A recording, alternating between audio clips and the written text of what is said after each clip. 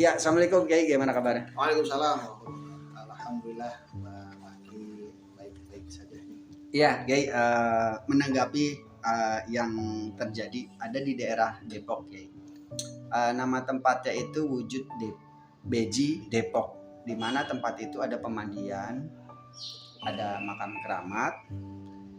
Nah, sisi lain adalah tempat itu sebagai objek wisata religi, dikeramatkan. Ada hal lain juga, memang tempat pemandian tersebut punya manfaat. Datang ke situ mandi, keesokan harinya sembuh. Nah, menanggapi hal seperti itu, pandangan secara agama, Kiai menyikapinya seperti apa? Kalau menurut Kiai, karomah di dalam Islam itu seperti apa sih? Masya Allah, Alhamdulillah. Bang Haji, begini, menurut dari pandangan Islam, ya namanya ketika kita sakit, pastilah tentu kita akan mencari obat untuk menyembuhkan sakit kita, kemanapun dan dimanapun, dari hasil ikhtiar kita.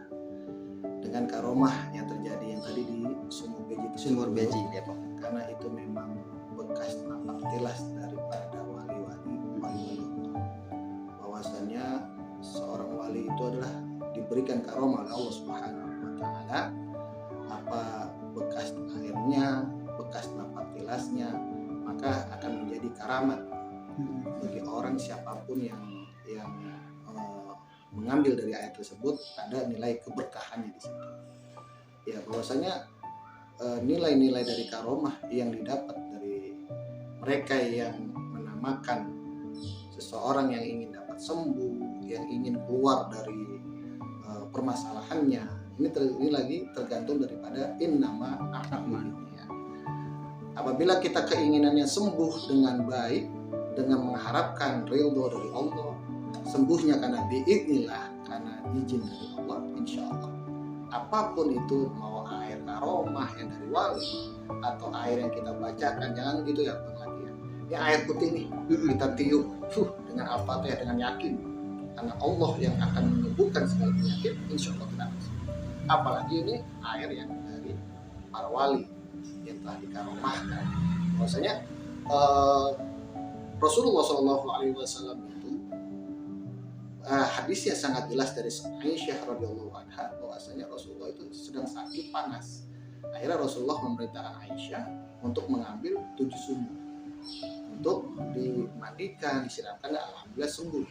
Nah, ini terjadi fenomena di wilayah kita dengan budaya-budaya seperti itu. Bahwasanya adalah salah satu sumur, mungkin ada 7 sumur ya begitu.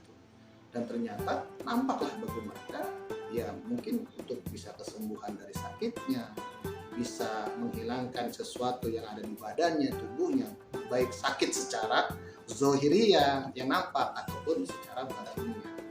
Nah, tergantung dari apa. Ketika kita datang ke suatu tempat yang sudah dikeramatkan, atau memang di situ bekas napak tilas dari para wali, maka bagaimana niat kita? Apakah niat kita baik untuk mengambil hikmah, mengambil karomah, dan mengambil keberkahan dari tempat tersebut? Maka insya Allah dengan izin Allah akan sembuh. Tapi kalau dengan nilai jahat, keburukan untuk duniawi, untuk keuntungan pribadinya, maka hati-hati, akan terjadi sesuatu yang tidak diinginkan. Itulah 7 sumur. Apabila itu memang orang ada yang mandi sehingga dia mendapatkan kesembuhan, sekali lagi itu adalah karomah dari para wali.